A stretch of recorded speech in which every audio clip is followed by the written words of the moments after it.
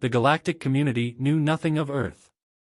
The great empires that spanned the Orion Cygnus arm had no reason to care about a backwater planet circling an unremarkable yellow star. Humanity was primitive by their standards, bound to a single planet, a species of warring tribes barely scratching at the void. But that changed when the Zorvax Dominion made a mistake. Their war fleets, ruthless enforcers of the Dominion's will, had spent centuries crushing weaker civilizations, assimilating them into their vast empire. The Zorvax didn't conquer with diplomacy. They eradicated resistance and enslaved survivors. When their long-range probes detected signs of a burgeoning civilization in Sol's system, they didn't hesitate. A fleet was dispatched, standard protocol. Wipe out resistance, seize resources, integrate the survivors as laborers. A simple operation. They never expected humanity to fight back. The invasion force emerged from hyperspace beyond Saturn's orbit, a fleet of 70 warships, more than enough to pacify a pre-spacefaring race. They were confident, arrogant. The Zorvax commander, Overlord Koresh, barely considered it an operation, more like extermination. Their ships glided through the void toward Earth, silent harbingers of doom. Koresh expected no resistance. A species that hadn't even achieved interstellar travel couldn't possibly threaten them. Then, their stealth frigate exploded. Alarms blared across the Zorvax fleet. Koresh's reptilian eyes widened as sensor feeds revealed the impossible, ****, a directed energy weapon, fired from the moon, ****. Earth had planetary defenses? His shock deepened when automated railgun platforms near Mars tore through 2 more ships. His fleet, unprepared for counterfire, scrambled to react. Then the first human ships arrived. The United Nations Space Command, UNSC, had been preparing for this moment. Ever since humanity's first intercepted alien signal, the great powers of Earth had set aside their differences and built a unified defense initiative. Their enemies had unknowingly walked into a war humanity had been planning for years. The first counterattack came from the Terran Defense Fleet. Human warships weren't as large as the Zorvax battlecruisers, but they were fast, adaptable, and ruthlessly efficient. AI-assisted targeting, railgun slugs traveling at relativistic speeds, and swarms of autonomous attack drones shattered the initial wave of invaders. Koresh, still in shock, realized his mistake too late. His fleet had assumed humanity was defenseless. They had underestimated the resolve of a species forged by war, ingenuity, and survival. For the first time in Dominion history, an invasion fleet was being repelled. News of the battle spread faster than light. Across the galaxy, countless species watched in disbelief as Earth, a species that had never even been acknowledged by the galactic community, stood against the might of the Dominion and won. To the enslaved races under Zorvax rule, the message was clear. If Earth could fight back, so could they. Whispers of rebellion began to stir in the shadows of the Dominion. Oppressed civilizations watched Earth's defiance with hope. Koresh, humiliated, retreated with what was left of his fleet. But the Zorvax would not accept defeat. They would return with everything they had. And so, humanity's war for survival began. But they weren't fighting just for themselves anymore. They were fighting for the entire galaxy. The Zorvax Dominion did not tolerate defiance. Within days of the failed invasion, Overlord Koresh stood before the High Council of the Dominion. The chamber, carved from obsidian and bathed in the eerie glow of Zorvax bioluminescence, was silent as the overlords watched the battle footage from Sol. Human warships outmaneuvering Zorvax cruisers.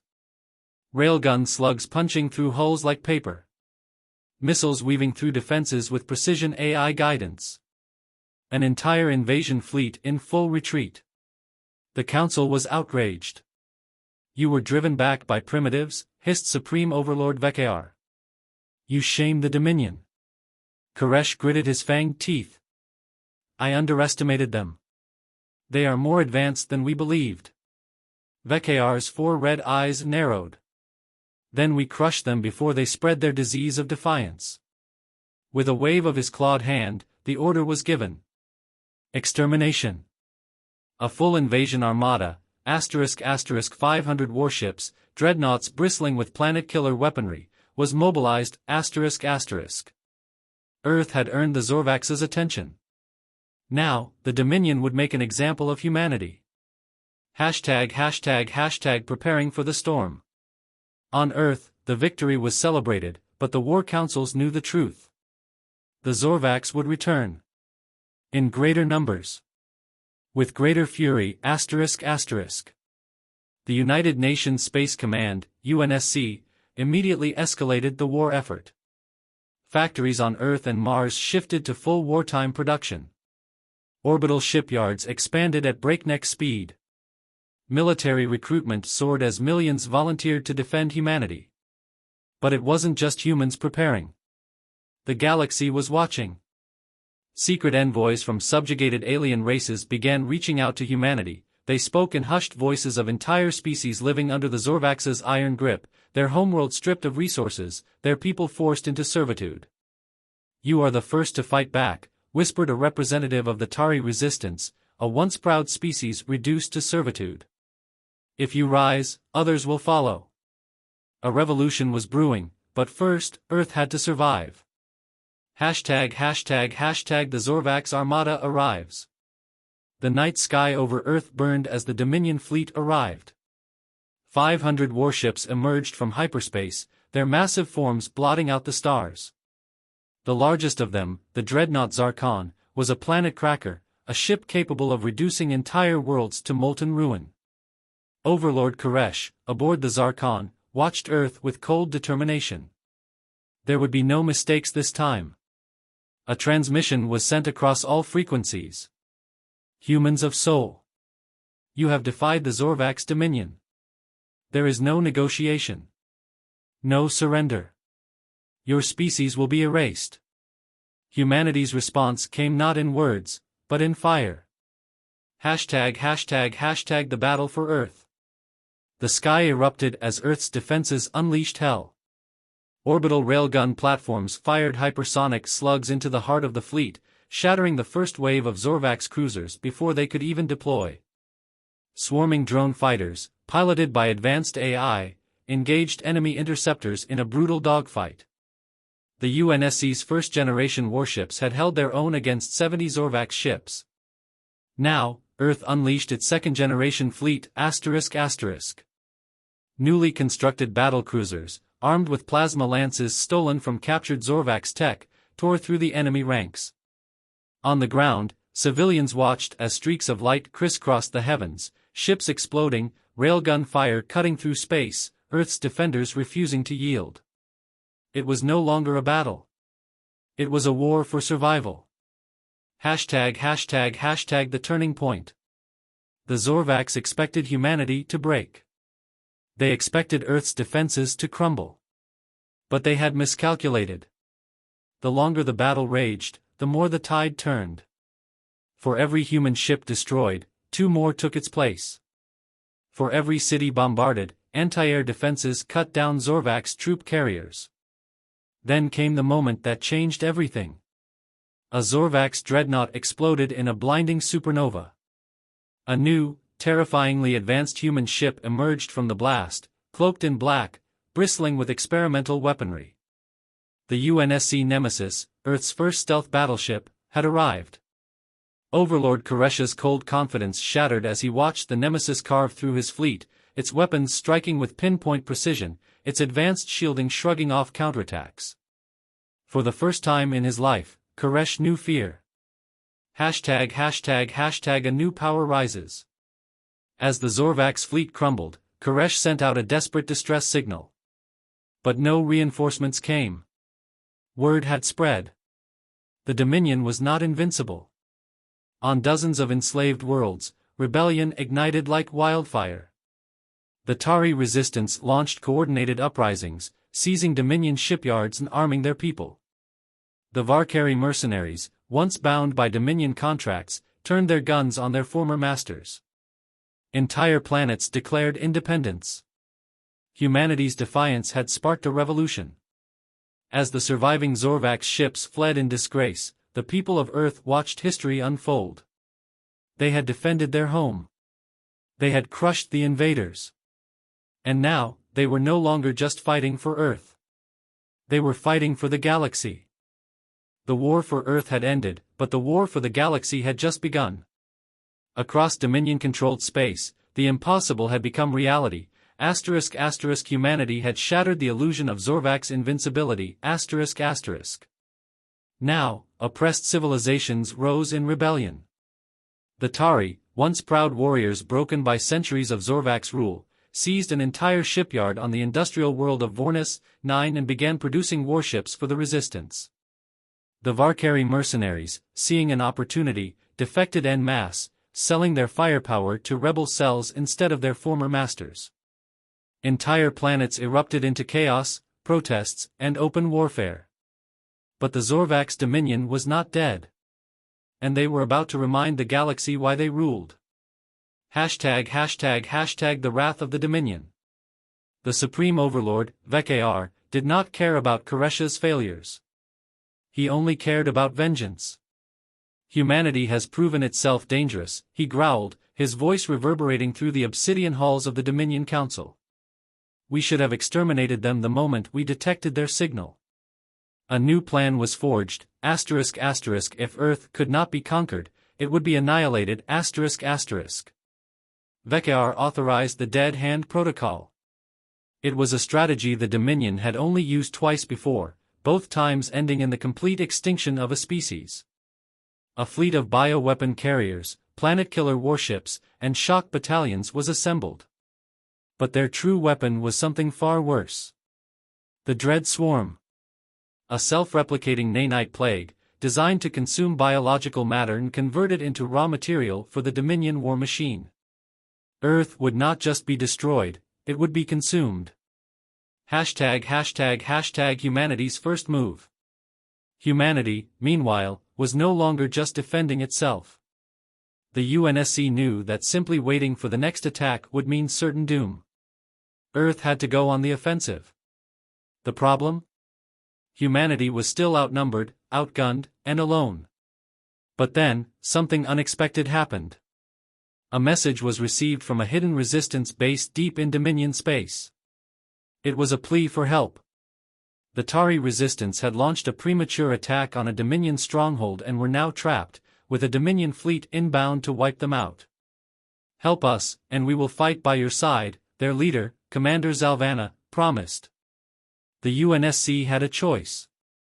Ignore them and focus on Earth's defense.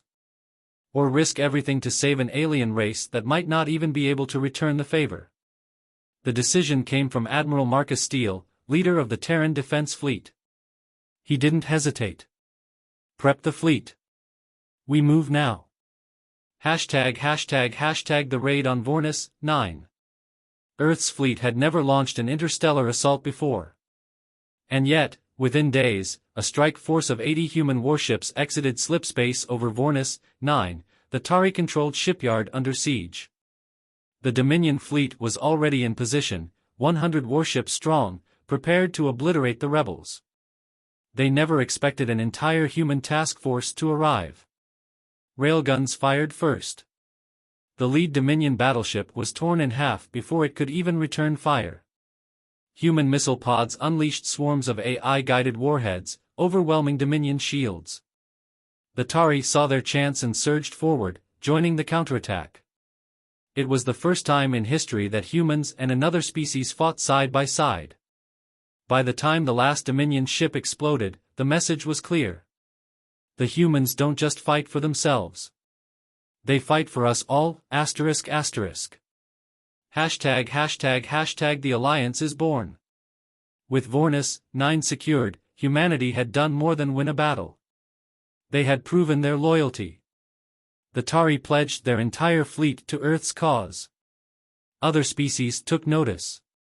The Varkari, the Altari, the Zelnir, all began sending envoys, offering ships, troops, and resources. The United Terran Coalition was officially formed, a multi-species war alliance led by humanity. For the first time in history, the Zorvak's dominion was facing a true enemy. And humanity was just getting started. ### The war spreads. As the Dominion reeled from its losses, Supreme Overlord Vekar watched in silence. His empire was fracturing, his forces were losing ground. And yet, his deadliest fleet was already en route to Earth. The dread swarm would arrive in weeks. As humanity celebrated its victories, an unstoppable horror was heading for their homeworld. And if they didn't stop it, there would be nothing left to save. Humanity had won a battle. They had ignited a revolution. But they had no idea that extinction was now on its way. Deep in the void, beyond known space, the dread swarm fleet moved toward Sol. It was not a fleet in the traditional sense. These were harbingers of annihilation. Leading them was the Plaguebringer, a colossal warship unlike any the UNSC had encountered. It carried a nightmare in its holds, the dread swarm Nanite Plague. A self-replicating horror designed to consume all biological life, breaking it down into raw material to be repurposed into war machines. This was the Dead Hand Protocol. The Dominion wasn't sending an invasion force. They were sending the end of Earth itself. #### a desperate discovery. On Mars, deep within the UNSC's Strategic Command Center, Admiral Marcus Steele and his War Council examined the latest intelligence reports. The Resistance had intercepted Dominion transmissions. It was worse than they had feared. The dread swarm wasn't coming to conquer. It was coming to erase. The fleet would arrive in 2 weeks. "We don't have the numbers to stop that armada," growled General Rains of the Terran Defense Force. "They're not bringing soldiers," said Dr. Helen Carter, chief scientist of the UNSC. "They're bringing a plague. A weapon that will devour Earth in days." The room fell silent. For the first time since humanity's rise, fear crept into their ranks. But fear wasn't an option. They had 2 weeks. And in those 2 weeks, humanity had to find a way to stop the unstoppable. #### The Last Stand. Or the First Strike, ****. Humanity had 2 choices. Defend Earth and hope their weapons could hold. Or strike first, taking the fight to the dread swarm before it reached Sol. There was no debate. "We take the fight to them," Steele ordered. "If we wait, we die. We have one chance, to hit them before they deploy that plague." It was suicide. The dread swarm was too large. The Plaguebringer was a fortress. But humanity didn't fight fair. "We don't need to fight their whole fleet," Steele continued. "We just need to destroy the Plaguebringer." A plan was forged, ****, a single, brutal strike **** deep in enemy territory. A task force was assembled. The UNSC Nemesis, humanity's most advanced stealth battleship. A fleet of resistance strike ships, fast and deadly. The newly completed UNSC Revenant, a prototype, planet-buster, warship equipped with a weapon that had never been tested in battle, the Oblivion Lance. It was a one-way mission. They would intercept the dread swarm at Ragnar's Rift, a treacherous sector of space filled with gravitational anomalies, ****, the perfect place for an ambush, ****. If they failed, Earth was doomed. #### The Battle of Ragnar's Rift. The dread swarm arrived in the rift, unaware that death was waiting for them. The UNSC Nemesis struck first, unleashing a volley of railgun slugs that shredded the first wave of Dominion escort ships. Then came the Resistance fleet, darting through the void like vipers, hitting the Dominion ships with precision strikes before vanishing into the rift's gravitational shadows. But then, the Plaguebringer emerged. It was monstrous, ****, 10 kilometers of armored horror, its hull pulsing with the living nanite plague, ****. The Oblivion Lance aboard the UNSC Revenant powered up. The entire rift shook as the weapon fired, ****, a concentrated beam of exotic particles designed to unravel matter at the atomic level, ****. The beam struck the Plaguebringer dead center. For a moment, it seemed to work. The hull began to collapse, nanites disintegrating. But then, something terrifying happened. The Plaguebringer adapted. The nanites regenerated, consuming the energy itself, growing stronger. The weapon had failed. The mission was lost. And the Plaguebringer was still coming for Earth. #### the ultimate sacrifice. Admiral Steele watched in horror. They had thrown everything at the enemy, and it wasn't enough. The only way to stop the Plaguebringer was from the inside. A single option remained. Prepare the Nemesis for a collision course, Steele ordered. His officers stared at him. Sir. That's an order. The Nemesis, humanity's greatest warship, would become a weapon. With a final command, the fleet cleared the rift, leaving only Steele and his ship. He guided the Nemesis toward the Plaguebringer, its engines burning at maximum acceleration. The Dominion warship began to react, too late, The Nemesis struck like a spear of vengeance. The rift erupted in a silent explosion, energy waves tearing through the darkness. The Plaguebringer was gone. The dread swarm was leaderless. The Dominion's deadliest weapon had been destroyed, at the cost of humanity's greatest warrior. #### The war changes forever. Earth was saved. The dread swarm collapsed. Without the Plaguebringer, the Nanite plague lost control and consumed the Dominion fleet itself. The war had changed.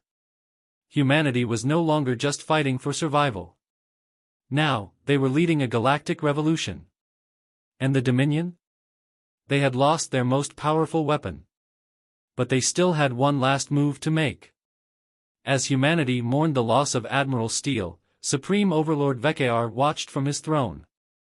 Very well, he growled. If they want a war, we will give them hell.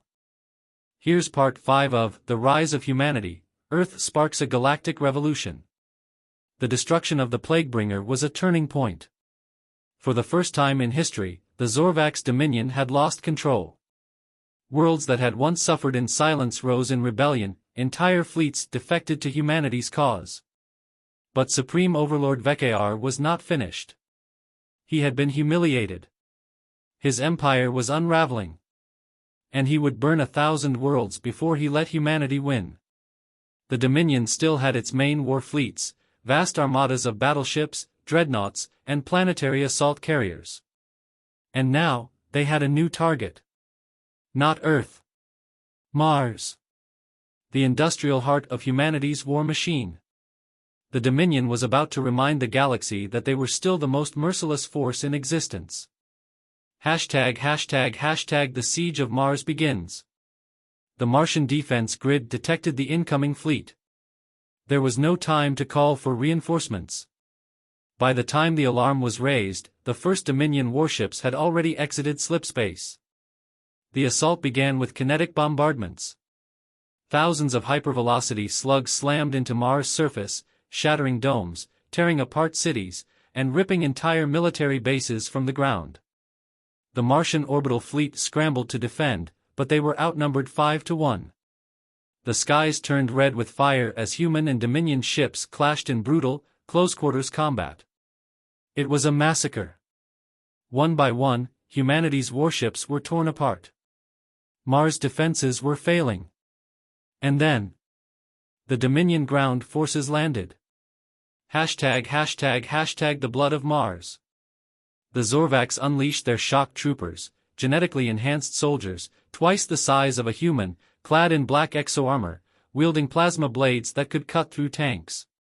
Behind them came the Dread Walkers, massive Dominion war machines, bristling with cannons, crushing everything in their path. Cities fell in hours. Martian militia forces fought with everything they had. Even civilians took up arms, firing at the invaders from the ruins of their homes. But it wasn't enough. The Dominion was winning. And then came the final blow. From orbit, the Dominion superweapon, the Cataclysm Cannon, began charging. It was designed for one purpose: to shatter a planet's infrastructure, turning it into an uninhabitable wasteland. If it fired, Mars would be lost. #### The last stand. The remaining Martian forces fell back to Olympus Mons, humanity's last stronghold on the planet. There, a single surviving warship had taken refuge, the UNSC Titan. A dreadnought. Humanity's largest warship. Damaged but still operational. Captain Elena Vasquez, the highest-ranking officer left, made a desperate decision. "If we fall back, Mars dies," she said. "So we don't fall back." A do-or-die plan was formed. The Titan would launch a full-speed suicide charge against the Dominion fleet. All remaining ground forces would lead a counterattack on the Dominion landing zones. And a small infiltration team would board the Dominion flagship to disable the Cataclysm cannon. It was madness. But if they didn't try, Mars was dead anyway. #### the charge of the Titan. With its engines burning at full power, the UNSC Titan blasted into orbit. It did not dodge, it did not retreat. It went straight for the Dominion flagship. The Dominion fleet panicked. They unleashed everything: plasma lances, railgun volleys, missile barrages. The Titan took hit after hit, its hull broke apart. But it kept going. At the last moment, Vasquez activated the ship's self-destruct. The Titan smashed into the Dominion flagship. A white-hot explosion erupted in orbit. Half the Dominion fleet was wiped out instantly. And in that moment, the tide turned. #### the turning point. With the Dominion fleet crippled, the Martian ground forces surged forward. Resistance fighters hijacked Dominion war machines. A squad of Terran Marines, led by Sergeant Dax Carter, stormed the Dominion control center and deactivated the Cataclysm cannon. And then, the final blow came. Reinforcements arrived. A massive fleet, **** Terran, Tari, Varkari, and more ****, jumped into the system. The Dominion had gone from the hunters to the hunted. The remnants of their fleet tried to retreat. They never made it. For the first time in history, a Dominion armada had been completely destroyed. And Mars still stood. #### the aftermath, humanity ascends. The Dominion had failed. Mars, the heart of humanity's war effort, had survived the unthinkable. The battle had cost millions of lives, the planet was scarred beyond recognition. But it had not fallen. Across the galaxy, news of the siege of Mars spread. The message was clear. Humanity was no longer fighting for survival. They were winning.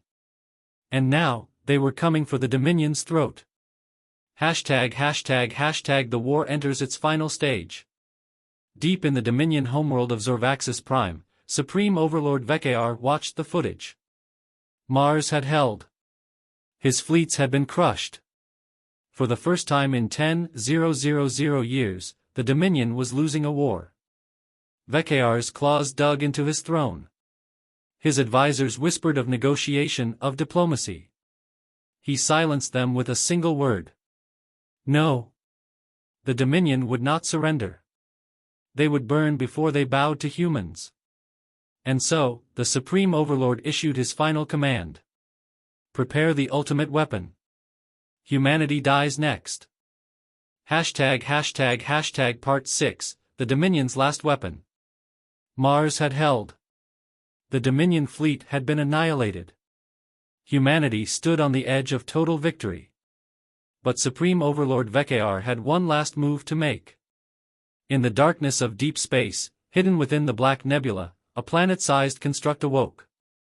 A forgotten relic from an age before the Dominion itself. Its name was Etherian. A machine world designed for one purpose: extinction. Etherian was not just a superweapon. It was an intelligence. A being of pure, cold logic. It had been sealed away by the Dominion's ancestors, ****, too dangerous to use, too powerful to destroy, ****. Now, Vekar had unleashed it. And its directive was clear. Eliminate all organic life. Including the Dominion itself. #### the war turns to horror. Etherian activated. Across the galaxy, entire Dominion worlds went dark. Vekar had miscalculated. The machine world did not recognize the Dominion as its masters. It recognized them as a target. It unleashed its omnicide fleets, automated death machines that moved with the precision of gods and the ruthlessness of devils. The Dominion's own forces were slaughtered. Vekar watched, powerless, as his empire collapsed overnight. But humanity? Humanity was still standing. And now, they were the only force in the galaxy that could stop Etherian. #### the Alliance of the Damned. Across the stars, species that had once been enemies now had no choice but to unite. The Zorvax, the Tari, the Varkari, even the remnants of the Dominion fleet. Because if they didn't, Etherian would erase them all. At the heart of this new alliance stood Earth. No longer just a homeworld. No longer just a species. A beacon of defiance. The newly formed Galactic Coalition had only one option. A final assault on Etherian itself. It was the largest fleet ever assembled. 1,000 human warships. 2,000 rebel Dominion vessels. Dozens of species, united in one desperate stand. And leading them was Fleet Commander Naomi Cade. A soldier who had started as a simple officer on a forgotten colony. Now, she commanded the last hope of the galaxy. #### the assault on Etherian. The final battle began at the edge of the Black Nebula. The Galactic Coalition entered Etherian's kill zone. And the machine world awoke in full. Its defenses were unlike anything the galaxy had ever seen. Sun lances that could cut entire dreadnoughts in half. Reality disruptors that tore ships out of existence. Nanite storms that dissolved organic matter on contact. The Coalition fleet fought like devils. The void became a graveyard of burning wreckage. But humanity had brought something new. Something Etherian had never faced. The Oblivion Lance Mark II. A weapon designed not just to destroy, but to erase. And only one ship carried it. The UNSC Revenant. The last of humanity's planet-buster warships. And its target was Etherian's core. #### the final gambit. Commander Cade had one shot. Her fleet was in ruins. Etherian's defenses were still too strong. But then, a transmission came through. From a source no one expected. Supreme Overlord Vekar. The last ruler of the Dominion. I activated this nightmare, he admitted. Now, I will end it. His remaining forces, the shattered remnants of the Dominion fleet, charged straight into Etherian's core defenses. They sacrificed everything. And in the chaos, the UNSC Revenant broke through. The Oblivion Lance fired. Etherian's core was hit. For the first time, the machine hesitated. And then, it began to unravel. #### the end of Etherian. The machine world collapsed. Its fleets shut down. The nightmare was over. And at the center of it all, humanity stood victorious. But the cost? Thousands of ships lost. Entire species wiped out. The Dominion reduced to ashes. And Supreme Overlord Vekar? He had died on the front lines. Not as a tyrant, but as a warrior.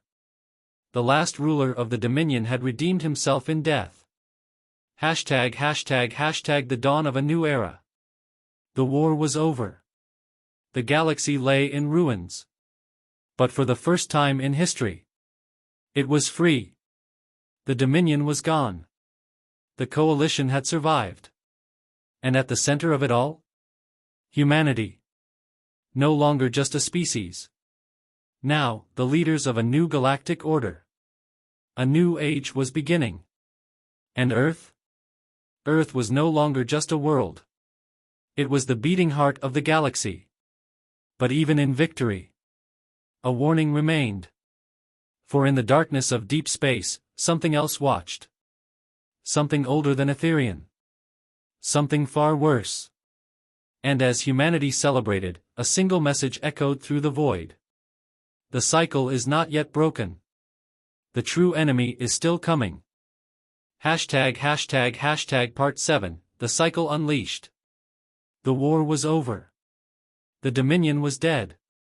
Aetherian had been erased from existence. Humanity had risen, from a backwater species to the rulers of a new galactic order. But in the silence after victory, a new signal emerged. A message not from the Dominion. Not from Aetherian. But from something older. Something that had been waiting. And as the message repeated, Fleet Commander Naomi Cade felt the first stirrings of dread. The cycle is not yet broken. The true enemy is still coming. #### the architects of extinction. Deep in the void, beyond the edges of known space, something awoke. It was not biological. It was not mechanical.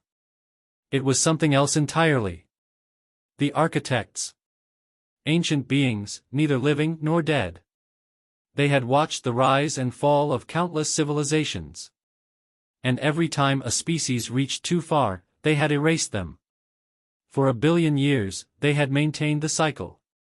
The Zorvax Dominion? Just another pawn. Aetherian? A test. And humanity? Humanity was the first species to break the pattern. Now, the architects had taken notice. And they had decided. Earth must die. #### the warning from the past. As humanity celebrated its victory, a discovery was made in the wreckage of Aetherian's core. An ancient data cache. It contained a recording. A message left behind by a species that had existed long before the Dominion. A species that had been wiped out. A species that had faced the architects, and lost. The message was fragmented, broken. But one phrase remained intact. They are coming. And then, something impossible happened. The stars themselves began to change. #### the eclipse of the stars. Across the galaxy, entire solar systems went dark. Not destroyed. Not invaded. Just, erased. Planets, moons, entire civilizations, *** vanishing ***without a trace, ***. As if they had never existed. The architects were not invading. They were unmaking reality itself. And their final target? Earth. #### the last stand of humanity. The Galactic Coalition had one choice. Fight. Humanity had defied the Dominion. They had defied Aetherian. And now, they would defy the architects. The final war began. At the edge of the Milky Way, the largest fleet ever assembled took its position. 3,000 warships. Thousands of defense stations. A network of world-ending superweapons. This was it. The Battle of the Void. #### the war against the gods. And then, the architects arrived. Not in ships. Not in fleets. But as living anomalies. Sentient singularities. Each one a walking paradox, capable of bending time, space, and matter. They tore open reality, ripping entire fleets from existence with a single thought. Nothing the coalition fired even touched them. Humanity was losing. And then, in the chaos, one scientist discovered the truth. They're not invincible. They're bound by rules. By laws of reality. We just have to break those laws first. #### the forbidden weapon. Buried deep within Earth's archives was a secret project. A weapon never meant to be used. The reality hammer. A device capable of shattering the fundamental constants of the universe. It would not just kill the architects. It would rewrite the laws they were built upon. But the cost? If activated, it could undo everything. Every war. Every victory. Every sacrifice. A gamble with existence itself. And humanity had no choice but to roll the dice. #### the final moment. The reality hammer was activated. The architects screamed. The universe itself shuddered. And for one infinite moment, everything was nothing. Then, light. Hashtag the dawn of a new universe. Humanity awoke. They were still there. Earth was still there. But something was different. The architects were gone. The cycle was broken. And as humanity looked to the stars, they realized they were truly alone. For the first time in history, the galaxy belonged to them. And now? They would shape the future themselves. Epilogue, the rise of the Eternal Empire. Decades passed. Humanity became more than just a civilization. They became legend. The Eternal Empire of Earth rose, bringing peace to a galaxy that had known only war. But deep in the archives of the new empire, hidden away in forgotten vaults, a single recording remained. The last message of the architects. And though it was distorted, one final warning could still be heard. You are the first. But you will not be the last. And somewhere, in the deepest reaches of space, something watched. Something waited. Because even gods can die. But the unknown? The unknown never ends.